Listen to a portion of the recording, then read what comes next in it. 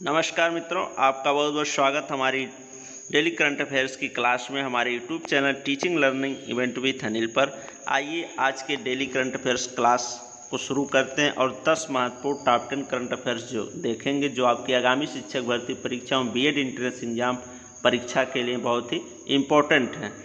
जैसा कि आपको पता है, बीएड प्रवेश परीक्षा के क्या हैं, एडमिट कार्ड कल से निकलने जारी कर दिए गए हैं, निकलने शुरू हो गए हैं। आप लोग डाउनलोड कर लीजिए और जो भी साथी इस डेली करंट अफेयर्स वीडियो को अभी ना देख रहे हो, तो जो बीएड प्रवेश परीक्षा की तैयारी कर रहे हो वो अवश्य इस वीडियो को देखें। ये उनके लिए हेल्पफुल होने वाली है जो बीएड प्रवेश परीक्षा 2020 में बैठने जा रहे हैं साथी। ठीक, तो आइए आज के सेशन को शुरू करते हैं। और बता दें मित्रों, अगर जो लोग चैनल पर नए हैं, चैनल को सब्सक्राइब अभी तक नहीं किया, वो हमारे चैनल को सब्सक्राइब कर लें और अन्य साथियों के पास भी शेयर कर दें। तो आइए आज के सेशन को शुरू करते हैं और कल के प्रश्न का जवाब पहले हम देखेंगे आज। ठीक, उसके बाद से आज के सेशन को शुरू करते हैं। तो कल का प्रश्न था, इम्पोर्टेंट प्रश्न है, ध्यान दीजिएगा। किसने IL-76 विमान के लिए P-7 हैवी ड्रॉप सिस्टम विकसित किया है? तो DRDO के द्वारा किया गया। ठीक, इसके बारे में आइए विस्तृत रूप से जान लेते हैं। इसके जरिए 7 टन वजन तक सैन्य उपकरणों को IL-76 विमान से नीचे गिराया जा सकेगा और P-7 हैवी ड्रॉप सिस्टम की मदद से दुर्गम स्थलों पर सैन्य वाहनों को उतारा जा सकेगा। अब आइए DRDO के बारे में विस्तृत रूप से जान लेते हैं। बहुत ही इंपॉर्टेंट पॉइंट्स आपकी परीक्षा के दृष्टि यहाँ से बनते हैं। DRDO का फुल फॉर्म होता है defence research and development organisation. ठीक, स्थापना इसकी कब हुई है? 1958 में। मुख्यालय नई दिल्ली में है। अध्यक्ष कौन है? जी सतीश रेड्डी हैं। ये रहा कल के प्रश्न का जवाब, जिसका मैंने आपको वीडियो के लास्ट में दिया था कमेंट बॉक्स में आंसर देने के लिए। कई लोगों ने दिया भी और इस प्रश्न के जवाब को मैं बता दे रहा हूँ। और अब आइए आज के डेली करंट अफेयर्स क्लास को शुरू करते हैं और क्रमशः प्रश्नों को देखते हैं। पहला प्रश्न है, हाल ही में कारगिल विजय दिवस कब मनाया गया है? ठीक, हाल ही में कारगिल विजय दिवस कब मनाया गया? तो इसका आंसर है 26 जुलाई को मनाया गया है कारगिल विजय दिवस। इसके बारे में और भी पॉइंट्स देख लेते हैं। प्रत्येक वर्ष 26 जुलाई को देश भर में ऑपरेशन विजय की सफलता के याद में कारगिल विजय दिवस के रूप में मनाया जाता है। ठीक, दूसरा पॉइंट देख लेते हैं। 26 जुलाई 1999 को भारत ने कारगिल में पाकिस्तानी घुसपैठियों के कब्जे से अपने क्षेत्र को जीता था। इस मिशन में 527 जवान शहीद भी हुए थे। ठीक, तो ये प्रत्येक वर्ष 26 जुलाई को यह दिवस मनाया जाता है, कारगिल विजय दिवस। ठीक, यह देश भर में ऑपरेशन विजय की सफलता के याद में मनाया जाता है। ठीक, अब आइए नेक्स्ट करंट अफेयर देखते हैं। नेक्स्ट करंट अफेयर है आपका दूसरा, हाल ही में किन दो देशों के बीच कंटेनर ट्रेन चलाई गई है? तो ये चलाई गई है, इसका आंसर है भारत और बांग्लादेश के बीच में पहली कंटेनर ट्रेन देश की चलाई गई है। इसके बारे में और भी पॉइंट्स पढ़ लेते हैं विस्तृत रूप से। भारत और बांग्लादेश के बीच देश की पहली कंटेनर ट्रेन मालगाड़ी का सफल परीक्षण किया गया है। दूसरा पॉइंट देखते हैं। इस मालगाड़ी को कोलकाता के मेजर हरहट स्टेशन के पास से कंटेनर कॉरपोरेशन ऑफ इंडिया के टर्मिनल से रवाना किया गया। ठीक, यहाँ ध्यान दीजिएगा, कोलकाता के मेजर हरहट स्टेशन के पास से इसको रवाना किया गया था।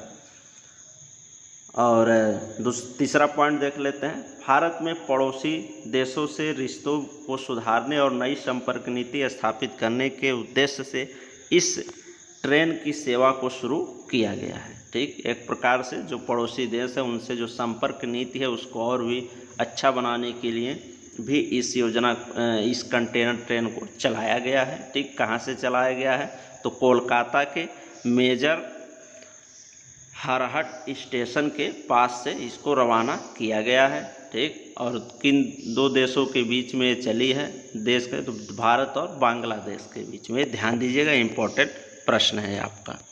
आइए हम नेक्स्ट करंट अफेयर देखते हैं।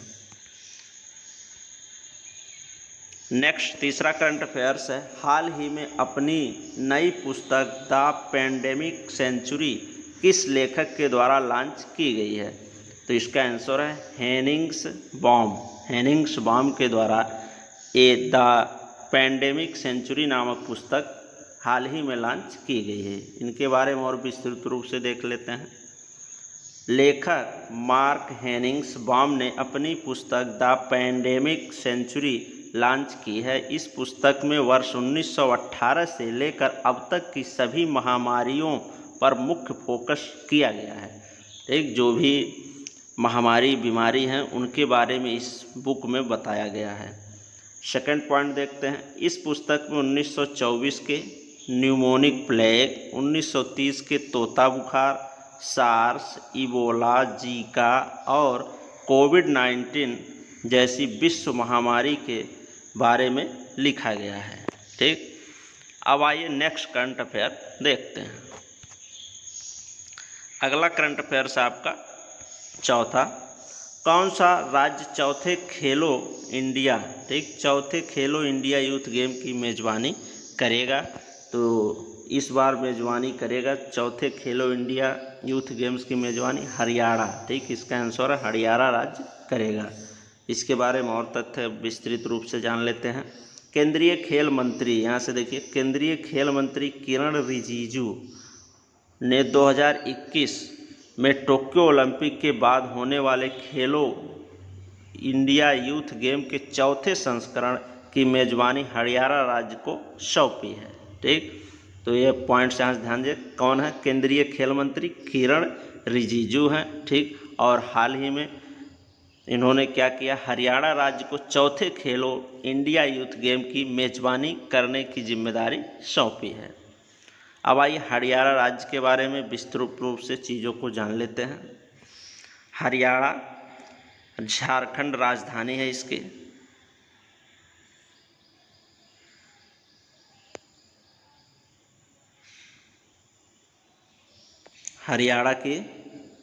हरियाणा राज्य के बारे में विस्तृत रूप से देख लेते हैं। राजधानी हरियाणा की यहाँ पे गलत लिखा गया है, ये झारखंड नहीं होगा। हरियाणा की राजधानी है चंडीगढ़। ठीक, चंडीगढ़, ये ध्यान दीजिएगा आप लोग, चंडीगढ़ है। मुख्यमंत्री मनोहर लाल खट्टर हैं। गवर्नर सत्यदेव नारायण आर्य। मुख्य न्यायाधीश रविशंकर झा हैं। लोकसभा में सीटें 10 हैं, राज्यसभा में 5 सीटें हैं, विधानसभा में 90 सीटें हैं। ये रही हरियाणा राज्य के बारे में जानकारी। यहाँ पे मिसप्रिंट हो गया था मित्रों, थोड़ा ध्यान दीजिएगा। राजधानी इसकी क्या है? हरियाणा राज्य की चंडीगढ़ है। ठीक, चंडीगढ़ इसकी राजधानी है। और तो ये रहा चौथा प्रश्न आपका कि कौन सा राज्य चौथे खेलो इंडिया यूथ गेम्स की मेज़बानी करेगा? तो इसका मेज़बानी करेगा हरियाणा राज्य।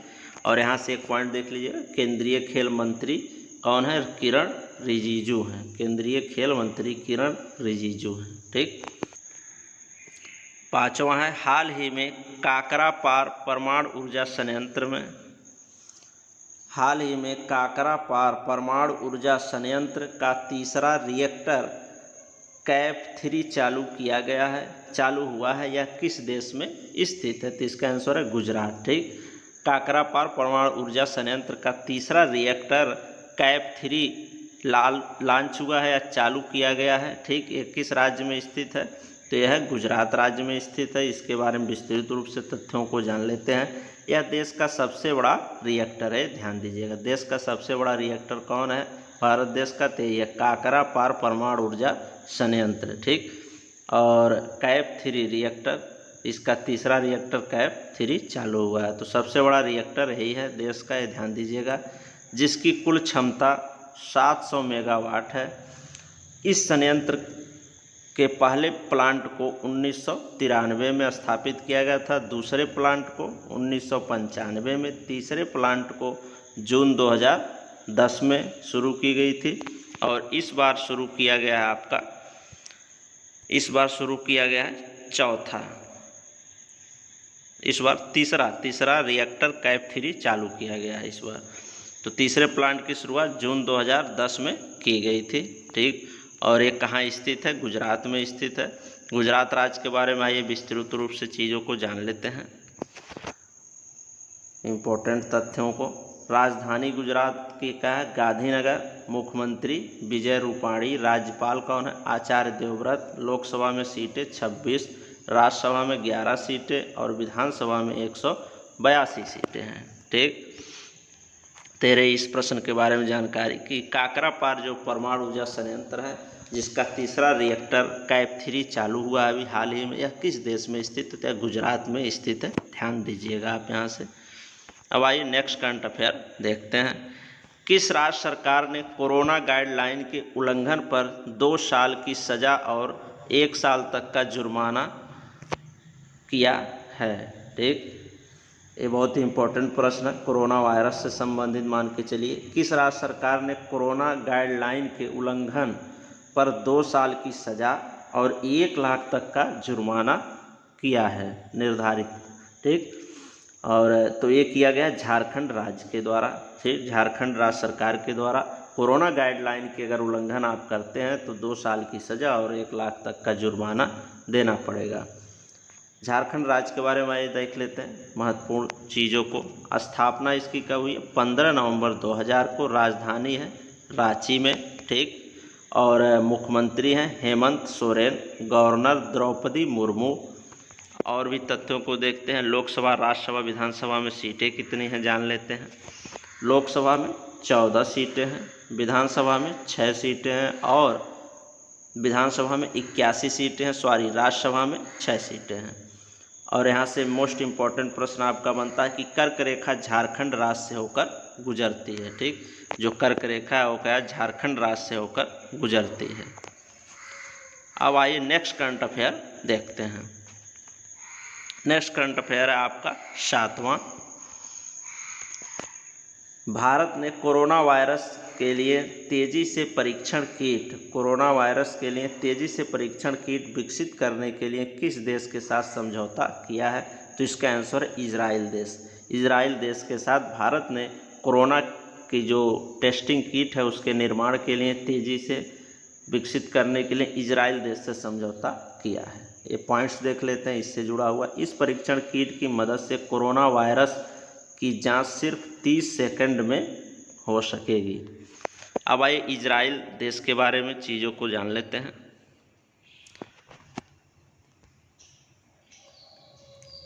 इजराइल से जुड़े हुए तथ्य। इजराइल क्या है? एशिया महाद्वीप में स्थित है। राजधानी जेरूसलम है। Currency Israeli shekel. राष्ट्रपति बेंजामिन नेतन्याहू। ठीक, बेंजामिन नेतन्याहू क्या है? यहाँ के राष्ट्रपति हैं। अब आइए नेक्स्ट करंट अफेयर देखते हैं। Tata AIA life limited company के MD एंड CEO कौन नियुक्त हुए हैं? ठीक, Tata AIA life limited company के MD एंड CEO कौन नियुक्त हुए हैं? तो इसका आंसर है नवीन ताहिलानी। ठीक, नवीन ताहिलानी क्या है? Tata AIA life insurance company के नए MD एंड CEO नियुक्त हुए हैं। इसके बारे में और तथ्य देख लेते हैं, मुख्य पॉइंट्स। नवीन ताहिलानी ने ऋषि श्रीवास्तव की जगह ली है, यानी पहले MD एंड CEO कौन थे? ऋषि श्रीवास्तव थे, अब उनकी जगह नवीन ताहिलानी ने लिया है। अब Tata IA life insurance company के बारे में जान लेते हैं तथ्यों को। स्थापना इसकी कब हुई है?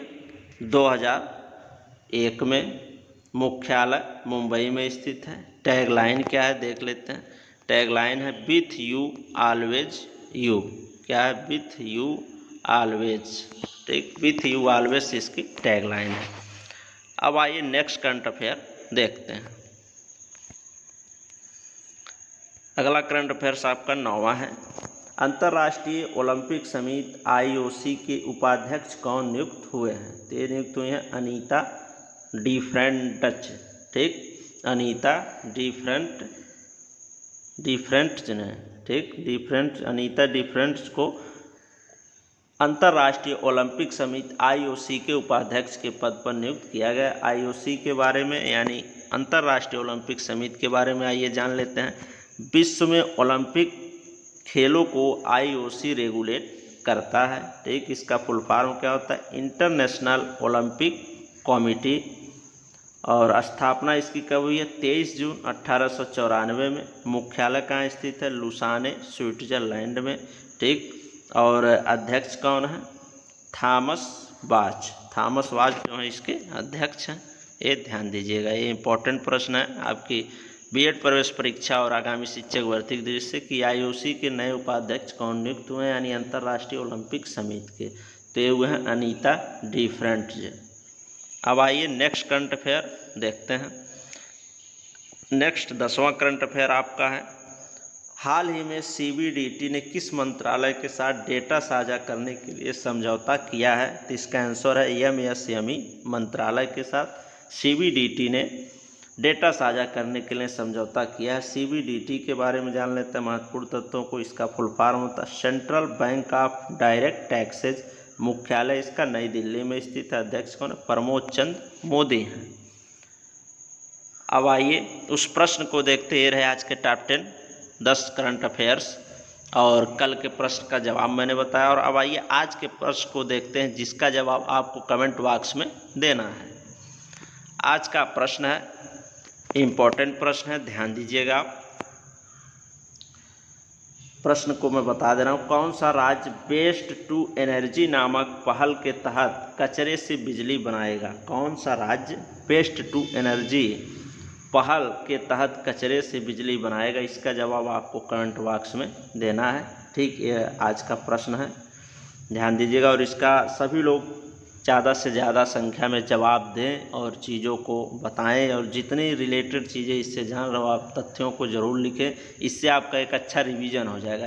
ये मैंने पिछले वीडियो में पढ़ाया हुआ प्रश्न है, कई और पिछले दिनों में, वहीं से मैं देता हूँ इन प्रश्नों को। सिलेक्टेड जो प्रश्न होता है आपकी परीक्षा के दृष्टि से, जिससे आपका क्या हो जाए, एक रिवीजन भी हो जाए और आप चीज़ों को अच्छे से दोहरा सकें और याद कर सकें। ठीक, 13 आज के 10 टॉप 10 करंट अफेयर्स। और ऐसे ही टॉप 10 करंट अफेयर्स प्राप्त करने के लिए मित्रों आप लोग हमारे चैनल को सब्सक्राइब कर लीजिए और अन्य साथियों के पास शेयर अवश्य कर दिया करें। ठीक, धन्यवाद मित्रों।